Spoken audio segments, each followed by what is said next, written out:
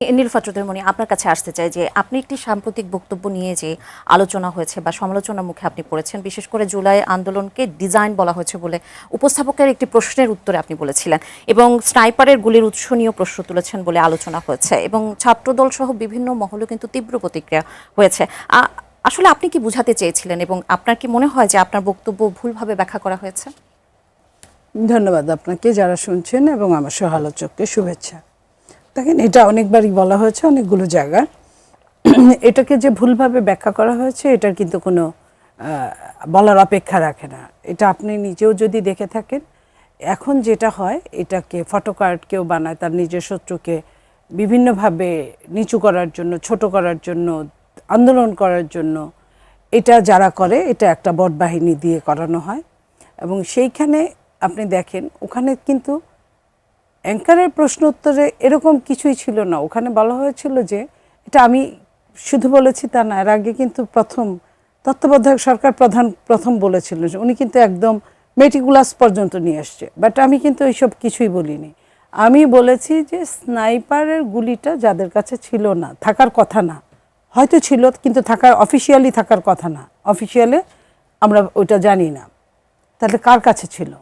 যে এই যে মারা গেল, এটা 2 বছরে কিন্তু আমরা কি তদন্তের রিপোর্টটা জানতে চাই। জানতে চাওয়াটা তো অপরাধ কিছু না, অপরাধ আপনি বলেন না, অবশ্যই না। তো এইটা জানতে চাওয়ার জন্য থ্রো করা হয়েছিল অপোজিশন যে বসেছিলেন, কিন্তু সে ওটার জবাবটা দেয় নাই বা দিতে পারে না। এই কারণে যে অ্যাঙ্কার যদি বেশি কথা বলে, প্রশ্ন যদি উত্তরের চেয়ে বেশি হয়ে যায়, একটার উত্তর জানার আগে আরেকটা আরো 5টা, তাহলে কিন্তু খুব খারাপ। অবশ্যই। তো অ্যাঙ্কারের এত মানে উল্টাপাল্টা প্রশ্নে একটা যে কোনো যারা টকশো করে, আপনি এই যে চুপ করে আছেন, আমি কথা বলছি, সেটা যদি আপনি পর আপনি কথা বলার আগে বলেন, তাহলে এটা ডিস্টার্ব হয়।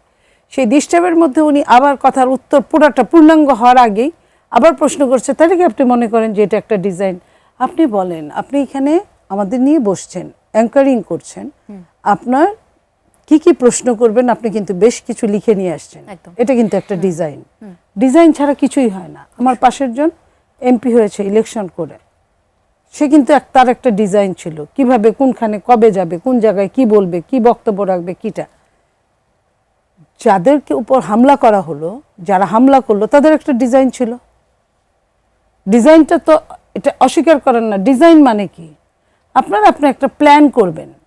আমাদের নেতা জনাব তারেক রহমান সাহেব, আমাদের মাননীয় প্রধানমন্ত্রী, উনি এসে প্রথমে এই 25শে ডিসেম্বর বক্তব্যে কি বলেছিলেন? I have a plan. উনি ডিজাইন করে, ওইভাবে চিন্তা করে বাইরে যে ছিলেন, বসেছিলেন না। পরবর্তীতে ওই বক্তৃতায় বলছেন উই হ্যাভ আ প্ল্যান। তো এটার অর্থ হচ্ছে যে প্রত্যেকের একটা প্ল্যান থাকে।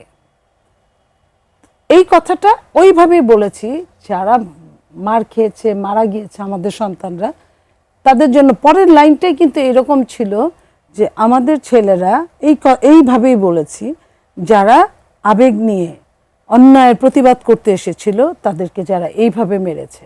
এই যে এই কথাগুলো, তাহলে আপনি এখানে নেগেটিভটা কোথায় পেলেন? আমার কাছে বোধগম্য না। আপনি একটা জিনিস, একটা কথা যখন একটা লাইন বের করবেন, তার আগে 2 মিনিট 5 মিনিট শুনবেন, পরেও 2 মিনিট 5 মিনিট শুনতে হবে যে কেন এই কথাটার অবতারণা হলো, কারণটা কি। তো আপনি ওই লাইন দিয়ে একটা লাইন কেটে কুটে দিয়ে দিবেন, এটা তো অন্যায় না, চরমভাবে অন্যায়। এই যে যারা এই কাজগুলো করছে, আমি জানি না, আমার এত কোয়ালিটি নাই, তারা আমার পিছনে লেস কোয়ালিটির পিছনে কেন সময় নষ্ট করছে আমি জানি না। তারা প্রতি মাসে 2-3 বার এই ধরনের অ্যাটাক করছে। তো এই অ্যাটাক করাতে তাদের কি লাভ হচ্ছে আমি জানি না। এতে আমি মনে করি যে আমাকেই আরো, কারণ প্রত্যেকটা মানুষ এটা আবার দেখেছে, দ্বিতীয়বার তৃতীয়বার দেখার পরে তারা কি, যারা দেখেছে, আর বট আইডির কথা আমি বাদ দিলাম, তাদের 50,000 60,000 বট আইডি আছে। কিন্তু আপনার দলের, ছাত্র দলের পক্ষ থেকেও কিন্তু তারা কিন্তু রাতে আবার ওটা সংশোধনী দিয়েছে। আচ্ছা, ছাত্র দলের প্রেসিডেন্ট আপনি আগে করেছেন, তাকে ওইভাবে বোঝানো হয়েছিল, কেউ হয়তো বুঝিয়েছে, তারপরে উনি কিন্তু সংশোধনী দিয়েছে। আপনি সংশোধনীটা যদি দেখেন, আপনার কিন্তু আর কোনো রকম কোনো সন্দেহ থাকার অবকাশ নাই। তো এই জায়গাটায় আমি তার বয়স, তার পদবি সবকিছু বিবেচনা করলো, সে আমাদের ছাত্র দল করে এখনো, সেই হিসেবে সে হয়তো বা তার আবেগকে সে প্রাধান্য দিয়েছিল ওই মুহূর্তে। পরবর্তীতে সে যখন রিয়েলাইজ করেছে, আমার সাথে যখন কথা বলেছে, তারপরে তার মনে হয়েছে সে কিন্তু তারটা ওইভাবে বলেছে। সো এখানে তার কোনো বিরোধ থাকার কথা না।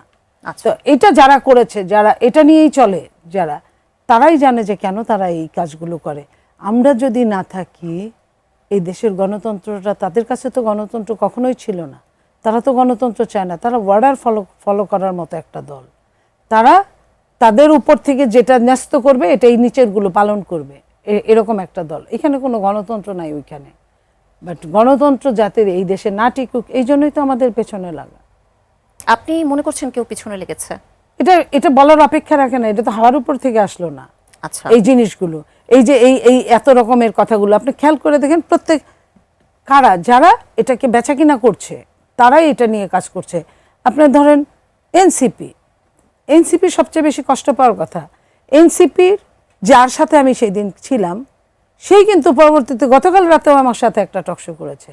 তার কিন্তু কোনো সমস্যা নাই, কারণ সে আমার বডি ল্যাঙ্গুয়েজ, আমার কথা বলা সব কিছু দেখেছে। তো একজন সম্মুখ সারির যোদ্ধার যদি না লাগলো, তাহলে আপনার অন্যখান থেকে ভেসে এসে কে কি বলল আপনার বললেই, কারণ তারা তো কিছু লোক নিয়োগ করেছে।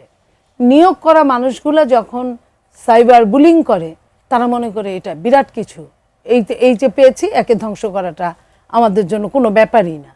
তো আমি তো বহু কিছু বাদ দিয়ে আমি জীবনে অনেক কিছু করতে পারতাম। আমি সেই সব না করে নিজেকে ভালোভাবে সৎভাবে রেখে আমি এই পর্যন্ত এসেছি। তা আমি তো এত সহজে চলে যাওয়ার মানুষ না, এত সহজে তো চাইলেই আমাকে ভেঙে চুরে খান খান করা যাবে না।